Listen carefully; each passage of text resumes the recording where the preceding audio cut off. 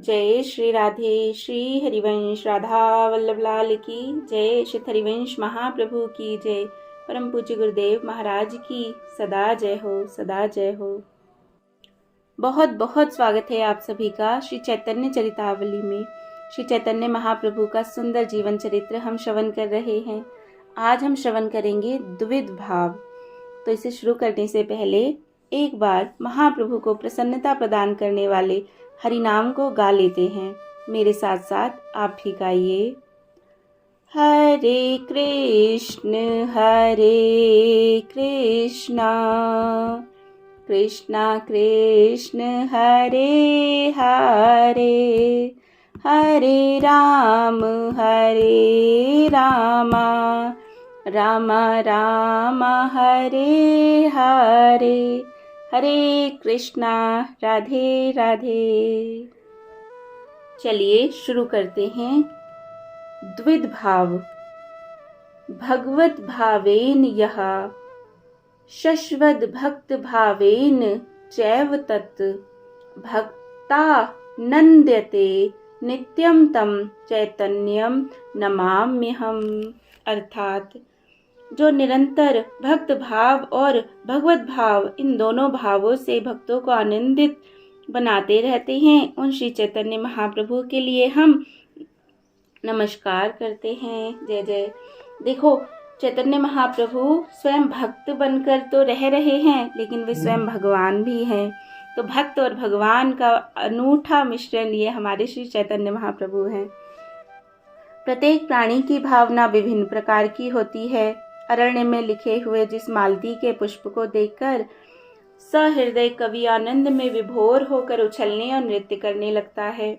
जिस पुष्प में वह विश्व के संपूर्ण सौंदर्य का अनुभव करने लगता है, जिसको ग्राम के चरवाहे रोज देखते हैं, उस ओर उनकी दृष्टि तक नहीं जाती।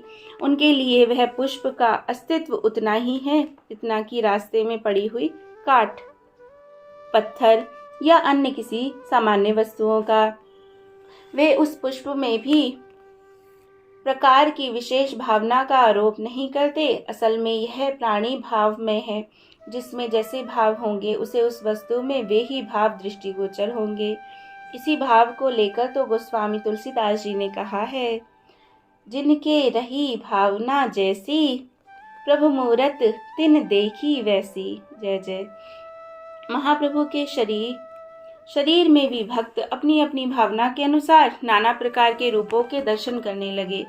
कोई तो प्रभु को वाराह के रूप में देखता, कोई उनके शरीर में नरसिंह रूप में दर्शन करता, कोई वामन भाव का आराध्य रूप करता, किसी को प्रभु की मूर्ति श्याम सुंदर रूप में दिखाई देती, किसी को षटभुजी मूर्ति के दर्शन होते।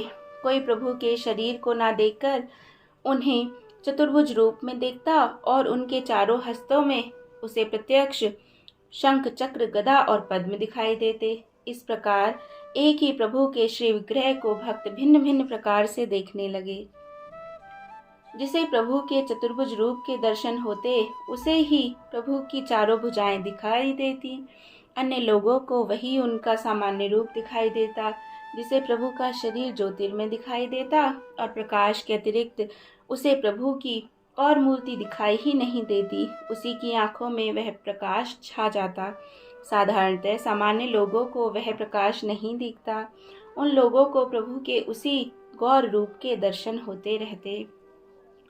सामान्यतः प्रभु के शरीर में भगवत भाव और भक्त भाव, ये दो ही भाव भक्तों को दृष्टिगोचर होते। जब उन्हें भगवत भाव होता तब ये अपने आप को बिल्कुल भूल जाते। निसंकोच भाव से देव मूर्तियों को हटाकर स्वयं भगवान के सिंहासन पर विराजमान हो जाते, अपने को भगवान कहने लगते। उस अवस्था में भक्त वृंद उनकी भगवान की तरह विधिवत पूजा करते, उनके चरणों को गंगा जल से धोते, पैरों पर पुष्प, चंदन तथा तुलसी पत्र चढ़ाते, भांति भांति के उपहार इनके सामने रखते। उस समय ये इन कामों में कुछ भी आपत्ति नहीं करते। यही नहीं, किंतु बड़ी ही प्रसन्नता पूर्वक भक्तों की हुई पूजा को ग्रहण करते और उनसे आशीर्वाद मांगने पर भी आग्रह करते और उन्हें इच्छानुसार वरदान भी देते।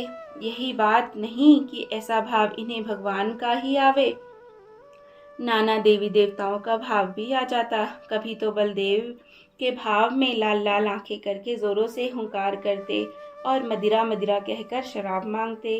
कभी इंद्र के आवेश में आकर वज्र को घुमाने लगते, कभी सुदर्शन चक्र का आवाहन करने लगते। एक दिन एक जोगी बड़े ही सुमधुर स्वर में डमरू बजाकर शिवजी के गीत गा गा कर भिक्षा मांग रहा था। भीख मांगते मांगते वह इनके घर भी आया। शिवजी के गीतों को सुनकर इन्हें महादेव जी का भाव आ गया और अपनी लटों को बिखेर कर शिवजी के भाव में उस गाने वाले के कंधे पर चढ़ गए और जोरों के साथ कहने लगे, मैं ही शिव हूँ, मैं ही शिव हूँ, तुम वरदान मांगो, मैं तुम्हारी स्तुति से प्रसन्न हूँ। थोड़ी देर के अनंतर जब इनका वह भाव समाप्त हो गया तो कुछ अचेतन से होकर उसके कंधे से उतर पड़े और उसे यथेच्छ भिक्षा देकर विदा किया। इस प्रकार भक्तों को अपनी अपनी भावना के अनुसार नाना रूपों के दर्शन होने लगे और इन्हें भी विभिन्न देवी देवताओं तथा परम भक्तों के भाव आने लगे। जब वह भाव शांत हो जाता तब ये उस भाव में कहीं हुई सभी बातों को एकदम भूल जाते और एकदम दीनहीन विनम्र भक्त की भांति आचरण करने लगते। तब इनका दीन भाव पत्थर से पत्थर हृदय को भी पिघलाने वाला होता। उस समय ये अपने को अत्यंत ही दीन, अधम और तुच्छ बताकर जोरों के साथ रुदन करते। भक्तों का आलिंगन करके फूट फूट कर रोने लगते और रोते रोते कहते, श्री कृष्ण कहाँ चले गए? भैयाओं, मुझे श्री कृष्ण से मिलाकर मेरे प्राणों को शीतल करो। मेरी विरह वेदना को श्री कृष्ण का पता लगाकर शांति प्रदान करो। मेरा मोहन मुझे बिलखता छोड़कर कहाँ चला गया? इसी प्रकार प्रेम में विवल होकर अद्वैताचार्य आदि वृद्ध भक्तों के पैरों को पकड़ लेते और उनके पैरों में अपना माथा रगड़ने लगते। सबको बार बार प्रणाम करते। यदि उस समय इनकी कोई पूजा करने वाला प्रयत्न करता और उन्हें भगवान कह देता तो ये दुखी होकर गंगा जी में कूदने के लिए दौड़ते। इसीलिए इनकी साधारण दशा में ना तो कोई इनकी पूजा ही करता, ना इन्हें भगवान ही कहता। वैसे भक्तों के मन में सदा एक ही भाव रहता। जब ये साधारण भावों में रहते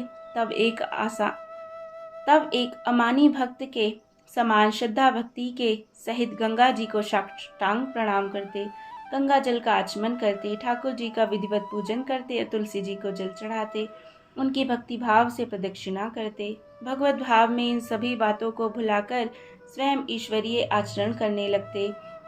भावावेश के अनंतर यदि इनमें कोई कुछ पूछता तो बड़ी ही दीनता के साथ उत्तर देते, भैया हमें कुछ नहीं पता कि हम अचेतना अवस्था में ना जाने क्या क्या बक गए।